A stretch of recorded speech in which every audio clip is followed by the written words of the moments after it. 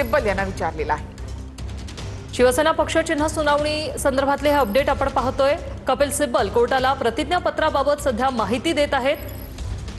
प्रतिज्ञापत्रातील संख्या कमी जास्त असल्यास कसं ठरवणार असा सवाल यानंतर कोर्टाने विचारलाय। तर कठीण परिस्थितीमध्ये कोणताही निर्णय लोकशाही मार्गाने घेतला जावा असं सुप्रीम कोर्टाने म्हटलेलं आहे। तर आतापर्यंतचा युक्तिवाद आपण पाहूया। कपिल सिब्बल यांच्याकडून घटनेचा कलम 29(अ) चा दाखला देण्यात आलाय।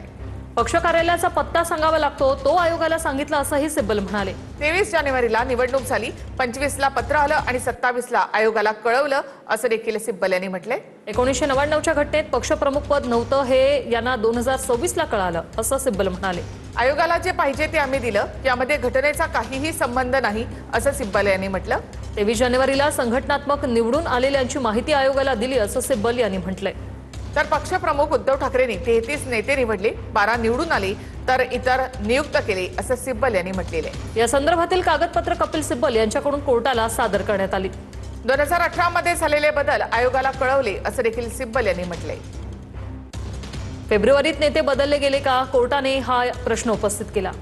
काही निवडले गेले तर काही नियुक्त केले असं उत्तर यावर सिब्बल यांनी दिलंय। 27 तारखेच्या पत्रात निवडून आलेले नेते नियुक्त केलेल्यांची माहिती असल्याचंही सिब्बल यांनी म्हटलंय। घटनेमधील बदलाचा आणि संघटनात्मक संरचना बदलाचा संबंध नाही असं सिब्बल यांनी म्हटलेलं आहे। आयोगानं विधिमंडळातील फूट ही पक्षातील फूट समजून निर्णय घेतला असंही सिब्बल म्हणाले। तर आयोगाचा निर्णय परिशिष्ट 15 पेक्षा विसंगत आहे असं देखील सिब्बल यांनी म्हटलेलं आहे। पक्षात फूट पडलेलीच नाही असा युक्तिवाद कपिल सिब्बल यांनी केलाय। तर सुरत गुवाहाटीला गेले, त्यानंतर मुख्यमंत्री झाले असं देखील सिब्बल यांनी म्हटलं। त्यानंतर आमच्याच पक्षातून आमची हकलपट्टी केली असं म्हणायचं का, असा सवाल कपिल सिब्बल यांनी उपस्थित केलाय। तर कठीण परिस्थितीमध्ये कोणताही निर्णय लोकशाही मार्गाने घेतला जावा असं मोठं वक्तव्य या ठिकाणी सुप्रीम कोर्टाने केलेलं आहे। विधिमंडळ राजकीय पक्षातील फूट होत राहणार, तोडगा काढणार का असा सवाल सुप्रीम कोर्टाने विचारलाय। तर आम्हाला यामध्ये ग्राउंड रियालिटी बघायची आहे असं देखील त्यांनी म्हटलं। तुम्ही सीएम झाल्यावर आपोआप सर्वजण तुमच्याकडे येतीलच असं सिब्बल यांनी म्हटलेलं आहे। तर कठीण परिस्थितीत कोणताही निर्णय लोकशाही मार्गाने घेतला जावा असं देखील सुप्रीम कोर्टाने म्हटलंय। तर विधिमंडळ राजकीय पक्षातील फूट होत राहणार, त्यावर तोडगा काढणार का असा सवाल या ठिकाणी कोर्टाने केला।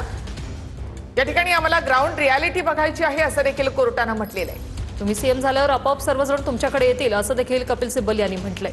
याआधी विधिमंडळ पक्षामधल्या फुटीनंतर राजकीय पक्षामध्ये फूट झालेली होती, फूट वाढत गेली असं सुप्रीम कोर्टाने म्हटलेलं आहे। तर आम्हाला यामध्ये ग्राउंड रियालिटी बघायची असं देखील कोर्टाने म्हटलंय। तर तुम्ही सीएम झाल्यावर आपोआप सर्वजण तुमच्याकडे येतील असं उत्तर यावर सिब्बल यांनी दिलंय। शिंदेना फक्त आमदारांच्या संख्याबळावर मुख्यमंत्रीपद दिलं असं देखील कपिल सिब्बल यांनी म्हटलेलं आहे। शिंदेना सीएम पद देताना ग्राउंड रियालिटी तपासली नाही असं देखील सिब्बल यांनी म्हटलेलं आहे।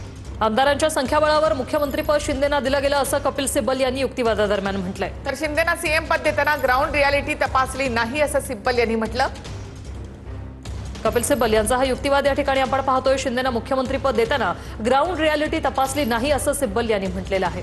तर शिंदेना फक्त आमदारांच्या संख्याबळावर मुख्यमंत्रीपद दिलं गेलं असं सिब्बल यांनी युक्तिवाद करताना म्हटलेलं आहे। तर याआधी कोर्टाने देखील म्हटलंय की यावर ग्राउंड रियालिटी तपासायला हवी, तर त्यावर सिब्बल यांचं हे उत्तर होतं।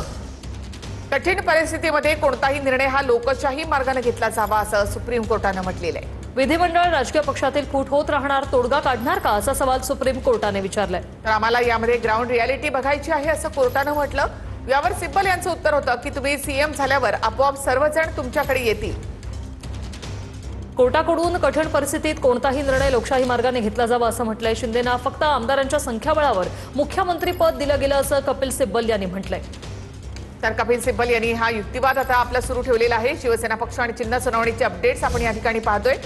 प्रतिज्ञापत्रावरील संख्या कमी जास्त असल्यास कसं ठरवणार असा सवाल कोर्टाने केलेला आहे। कपिल सिब्बल कोर्टाला प्रतिज्ञापत्राबाबत माहिती देत आहेत आणि यानंतर कोर्टाने ही टिप्पणी केली आहे। तर फूट म्हणजे नक्की काय असा सवाल देखील कोर्टाकडून करण्यात आलेला आहे। विधिमंडळात पडलेली फूट नंतर संघटनेत वाढत गेली असं कोर्टाकडून सांगण्यात आलंय। तर प्रतिज्ञापत्रामध्ये दोन्ही गटांकडे सदस्य संख्या किती होती असा सवाल देखील त्यानंतर कोर्टाने केला। कोर्टाकडून फूट म्हणजे नक्की काय हा सवाल विचारण्यात आलाय। आयोग म्हणाला राजकीय पक्षात फूट असावी, मग त्यांनी 2 पत्र काढली असं सिब्बल म्हणाले। तर कपिल सिब्बल यांचा कोर्टामध्ये हा जोरदार युक्तिवाद। आयोग उत्तर शोधणार तेव्हा इतर बाबींची चौकशी करावी लागेल असं सुप्रीम कोर्टाने म्हटलेलं आहे। आयोग म्हणाला राजकीय पक्षामध्ये फूट